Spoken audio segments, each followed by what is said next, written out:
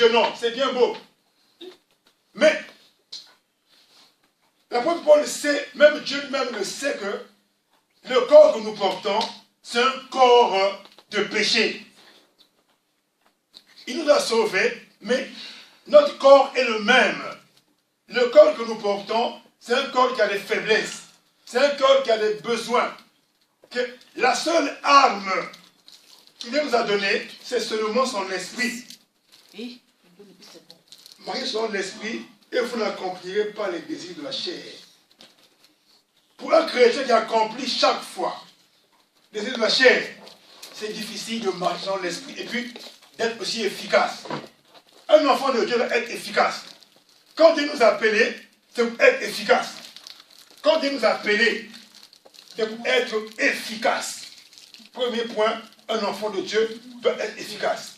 Un enfant de Dieu doit être efficace. On doit être efficace. On doit être efficace. On doit être efficace. Calmez-vous un peu, hein. Calmez-vous. Asseyez-vous, asseyez-vous, suivez. Un enfant de Dieu, encore selon la chair. Ça c'est clair. Il n'y aura pas que non, moi je non. Pour Dieu, un enfant de Dieu qui a son esprit, en qui Dieu a mis son esprit, doit être efficace. Doit être efficace. Donc, si un enfant de Dieu est toujours faible, même si chaque jour il est à l'église, mais la vie chrétienne est faible, c'est que devant Dieu, tu marches encore selon la chair. Selon la chair. L'apôtre Paul dit ici au 16, marchez selon l'esprit et vous n'accomplirez pas les désirs de la chair. Ça veut dire quoi? Dès qu'on est enfant de Dieu, on a accepté Jésus, mais on a encore ce même corps. Le corps n'a pas changé. Mais Dieu a mis en nous son esprit. Donc en nous, il y a maintenant la chair et l'esprit de Dieu. Après, il y aura une lutte. Paul le dit ici là. Au 17, car la chair a des désirs contraires à ceux de l'esprit. Et l'esprit en a aussi des contraires. Donc, l'esprit de Dieu a aussi des désirs, a aussi des passions, a aussi des envies. La chair a aussi des envies. Donc, c'est comme si, toi tu es aussi au milieu. Donc, toi et moi, on est là. Ça, toi et moi. Un côté ici, là, c'est la chair. Toi et moi, on est là. Ça, c'est toi et moi. Un côté ici, là, il y a l'esprit de Dieu. Avec un grand E. Il y a l'esprit. Donc, pour Dieu, l'esprit doit dominer sur la chair. Or, souvent, nous, comme j'ai dit, si un chrétien n'est pas efficace, si ta vie chrétienne n'est pas efficace, c'est que tu vis encore selon la chair.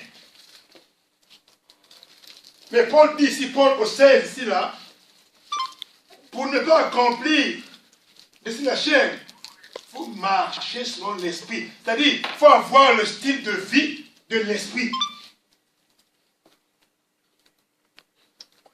Et au 17, c'est dit, au 17, ils sont opposés entre eux. Asseyez-vous, Mathis. Ils sont opposés entre eux, afin que vous ne fassiez point ce que vous voudriez. Donc, Dieu a fait exprès. Si Dieu voulait, normalement, c'est facile, quand on s'est converti, que Dieu maintenant nous change de corps, qu'on ait un autre corps. Mais Dieu a permis seulement, dès qu'on s'est converti, qu'on garde seulement le même corps, mais qu'il mette seulement son esprit en nous. Pourquoi? Parce qu'ils sont opposés, entre eux, afin que vous ne fassiez point ce que vous voudriez. Donc, des fois, toi, tu as envie des fois de ne pas mentir, mais des fois, tu commences seulement à mentir. Des fois, tu as envie de prier, mais après, tu dis, bon, moi, je vais prier à partir de 20h. mais à partir de 20 heures après, télévision, après téléphone, après, c'est n'importe quoi. Après, des fois, tu dis, ben aujourd'hui là, moi je fais un programme aujourd'hui. Moi je vais prier chaque 3 heures. Il faut que je prie. Parce que vraiment, j'ai vu telle soeur de là-bas, elle m'a dit qu'il y a un besoin. Moi là-bas, la famille, il y a un besoin. Tu as fait le programme bien. Mais maintenant, le diable va maintenant employer maintenant les moyens, va faire tout pour ton programme. C'est-à-dire, il passera par les désirs de la chair pour que ce que tu as mis en place puisse échouer. Ils s'opposent. Ils sont opposés entre eux. Donc, en l'Esprit de Dieu et l'Esprit qui est déjà en nous. Parce que nous, avant qu'on vienne au Seigneur, on était sous influence, je peux dire, mondaine, des démons. On était sous le contrôle de Satan. Le diable nous contrôlait. Avant qu'on soit chrétien, le diable nous contrôlait. On ne dirait pas que non, moi non, moi non. Tout le monde ici, là, sur terre, avant qu'on était chrétien, le diable nous contrôlait. Le diable contrôlait nos vies. Il nous contrôlait. Il nous commandait. Il nous inspirait. Mais maintenant, quand on est maintenant enfant de Dieu maintenant, bien que Dieu donne son esprit, mais la chair a toujours les désirs comme autrefois. Donc c'est à nous maintenant de marcher selon l'esprit pour ne pas faire la volonté de cette chair. Et au 19, non.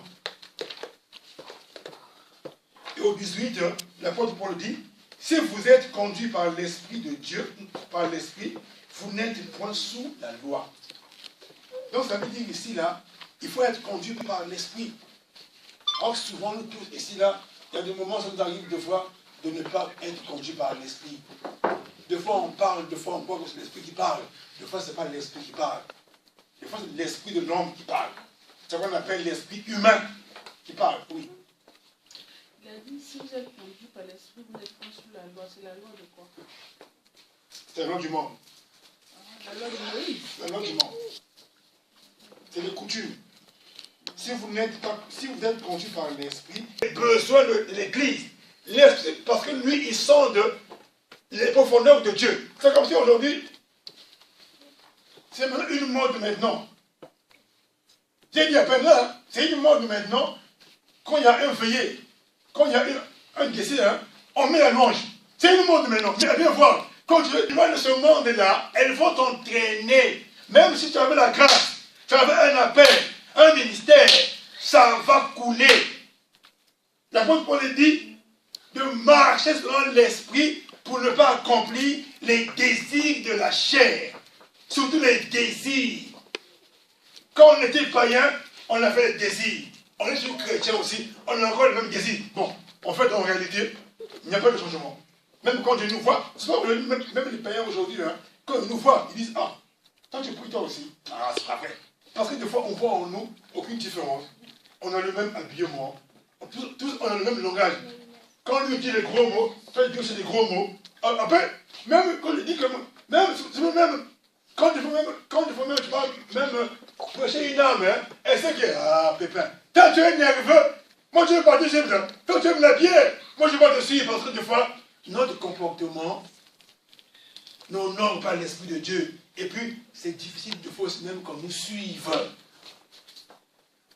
Donc, des fois, on va souvent évangéliser, même quand on dit qu'il faut évangéliser, c'est bien, mais évangéliser, c'est d'abord